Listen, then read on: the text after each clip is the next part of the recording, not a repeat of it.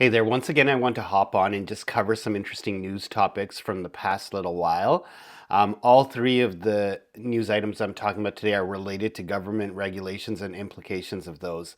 The first is the federal government is proposing an increase to the capital gains tax. So currently, outside of your principal residence, you are taxed at 50% of any secondary or tertiary property. So whether it's a rental property, a cottage, if you do sell it, any profit you make off of it, 50% of it will currently be taxed.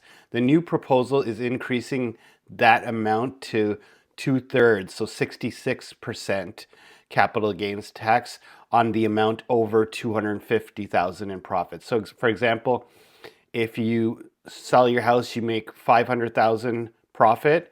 The first 250,000 is still taxed at 50%. The remaining 250,000 is taxed at 66%. So a lot of people are saying this is not a big deal because it's only affecting 0.1% of the population. So mainly like big trusts and corporations, but it does affect a lot of individuals with their financial planning. So for example, someone who has a nest egg of a rental property that they've held on for several years and it's part of their retirement fund. Now all of a sudden the government will be taxing more of their profits. So it could have a very big implication, as well as people who have recreational properties. If they've held it in their family for a long time and they're going to realize some big gains on it, now all of a sudden they have to reconsider based on the tax implications of the sale. So it'll be interesting to see how this affects the market. I think some investors will be discouraged now to get in the market or be hesitant to sell and be holding for the longer term because of the higher taxes.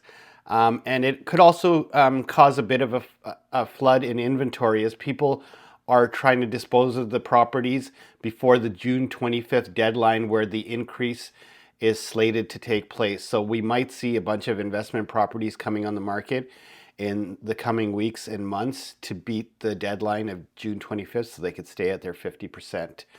The second item being proposed in the budget is to combat mortgage fraud. So the government, CRA, is reaching out to the mortgage industry to figure out some tools to be able to verify income through the CRA and the government.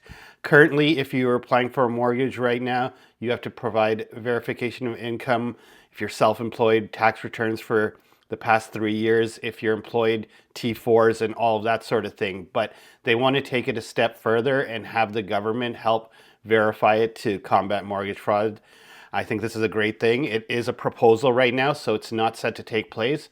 There may be some legal issues in getting this to actually come to fruition, but I will be keeping an eye out on it and seeing how things progress on that front. And finally, a very interesting court ruling that will affect tenants. So recently, Tenant was found liable for taxes not paid by their non-resident landlord. So they have a landlord that doesn't live in the country, hasn't paid their taxes.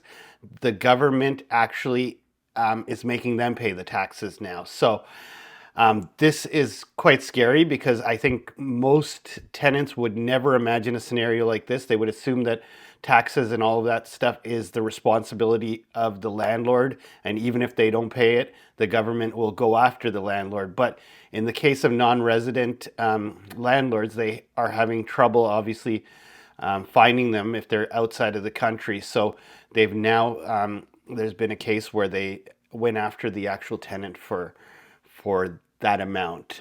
So I think as a tenant, it's really hard to tell what you're getting into. Often if you're going through a real estate agent, or maybe if you go direct, you might be dealing with a property manager. So some things you could do to safeguard, though not 100%, is really, if you are working with a property manager, ask about the landlord. Do they reside in the country?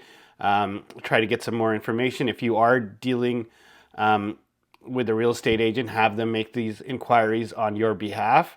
And when dealing with property manager or the real estate agents, it's a good idea to say, well, I have direct access to the landlord if I do need them.